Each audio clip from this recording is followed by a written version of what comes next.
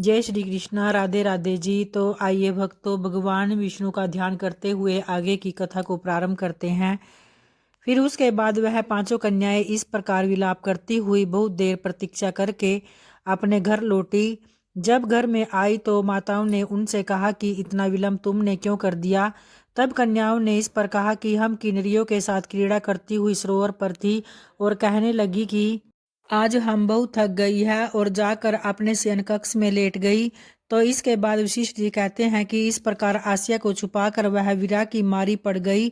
उन्होंने घर में आकर किसी प्रकार की क्रीड़ा नहीं की और वह रात्रि उनको एक युग के समान लगी। सूर्य नारायण के उदय होते ही वह अपने आप को जीवित मानती हुई माताओं की आज्ञा लेकर गौरी पूजन करने वह कन्याएं वहां पर दोबारा गई और उसी समय ब्राह्मण भी स्नान करने के लिए उसी सरोवर पर आया।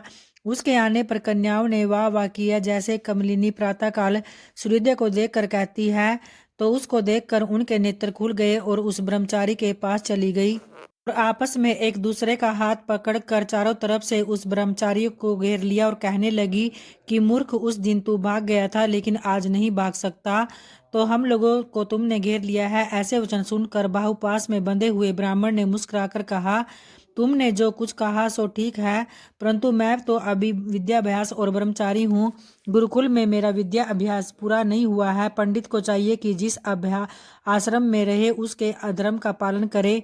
इस आश्रम में मैं विवाह करना धर्म नहीं समझता। अपने व्रत का पालन करके और गुरु की आज्ञा पाकर ही विवाह कर सकता हूँ, उससे पहले नहीं कर सकता। तो यह बात सुनकर वह कन्याएं इस प्रकार बोली जैसे वे साख मास में कोयल बोलती है। वह कहने लगी कि धर्म से अर्थ और अर्थ से काम और काम से धर्म के फल का प्रकाश होता है।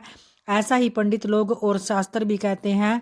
हम काम सहित धर्म की अधिकता से आपके पास आई हैं, सो आप पृथ्वी के सब भोगों को भोगिए। उस ब्राह्मण के ऐसा कहकर तुम्हारा वचन सत्य है, किंतु मैं अपने व्रत को समाप्त करके ही विवाह कर सकता हूँ, पहले नहीं कर सकता। तब वे कन्याएं कहने लगी कि तुम मूर्ख हो। अनोखी औषधि, ब्रह्म बुद्धि, रसायन, सिद्धि, अच्छे कुल की सुंदर नारियां तथा मंत्र जिस समय प्राप्त हो तब ही ग्रहण कर लेना चाहिए। कार्य को टालना अच्छा नहीं होता। केवल भाग्य वाले पुरुष ही प्रेम से पूर्ण अच्छे कुल से उत्पन्न स्वयं वरचाने वाली कन्याओं को प्राप्त होते हैं। कहाँ हम अनोखी नारियां, कहाँ आप तपस्वी बालक। यह बेमेल का मेल मिलाने में विधाता की चतुराई ही है। तो इस कारण आप हम लोगों के साथ गंधर्व विवाह कर ले। इनके ऐसे वचन सुनकर उस धर्मात्मा ब्राह्मण ने कहा कि वर्ती रहकर इस समय विवाह नहीं करूंगा, मैं स्वयंवर की इच्छा नहीं करता। इस प्रकार उसके वचन सुनकर उन्होंने एक दूसरे का हाथ छोड़कर उसको पकड़ लिया।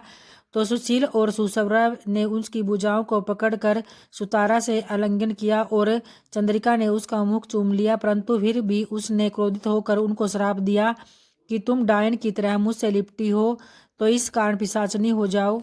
तो ऐसे श्राप देने पर वह उसको छोड़कर अलग खड़ी हो गई और उन्होंने कहा कि हम निरपराधियों को वृथा क्यों श्राप दिया। तुम्हारी इस धर्मज्ञता पर विधिकार है। प्रेम करने वाले से बुराई करने वाले का सुख दोनों लोकों में नष्ट हो जाता है, इसलिए तुम भी हम लोगों के साथ पिशाच हो जाओ।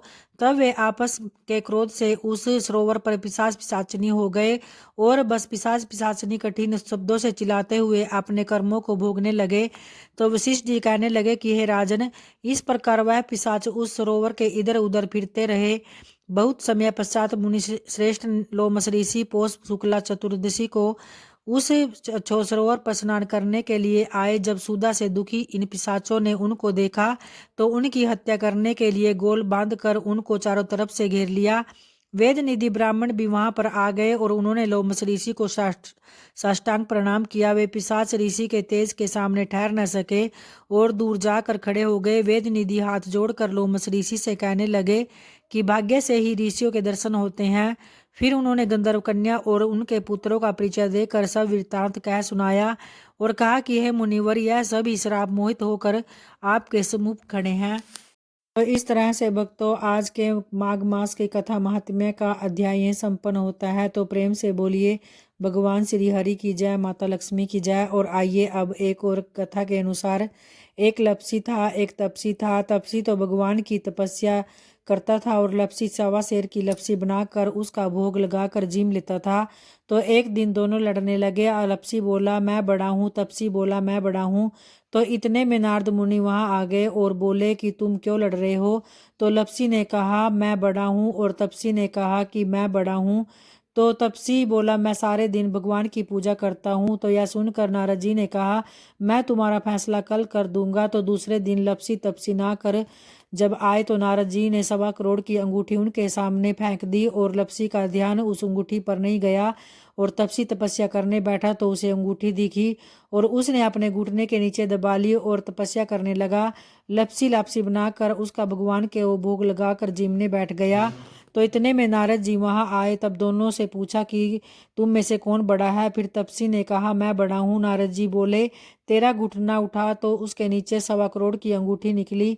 तब नारद जी बोले कि ये अंगूठी तूने चुराई है, तुझे तेरी तपस्या का फल नहीं मिलेगा। तब तपसी बोला हे नारद मुनि, मेरी तपस्या का दोष कैसे दूर होगा। तो इस पर नारद जी ने कहा रोटी बनाकर बांटा नहीं तो फल तुझे होगा, ब्राह्मण जी माकर दक्षिणा नहीं दी तो फल तुझे होगा, साड़ी देके ब्लाउज नहीं दिया तो फल तुझे होगा, दिया से दिया जलावे तो फल तुझे होगा।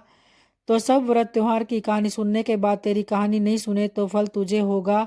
तब से लपसी तपसी की कहानी सुनी जाती है। कहानी सुनने के बाद ऐसे कहे लपसी को फल लपसी न हो जो, तपसी का फल तपसी न हो जो, माँ की कहानी कथा को फल मान्य हो जो। इस तरह से भक्तों आज की कथा महात्म्य का अध्याय यहीं समाप्त होता है। तो उम्मीद करती हूँ कि आपको ये कथाएं जरूर पसंद आती होगी। अगर आती है तो वीडियो को लाइक करा करें और जो चैनल पे पहली बार आते हैं चैनल को सब्सक्राइब भी करें, ताकि इस तरह की कथाएं मैं आप लोगों के लिए आगे भी लेकर आती रहूँ। धन्यवाद दोस्तों।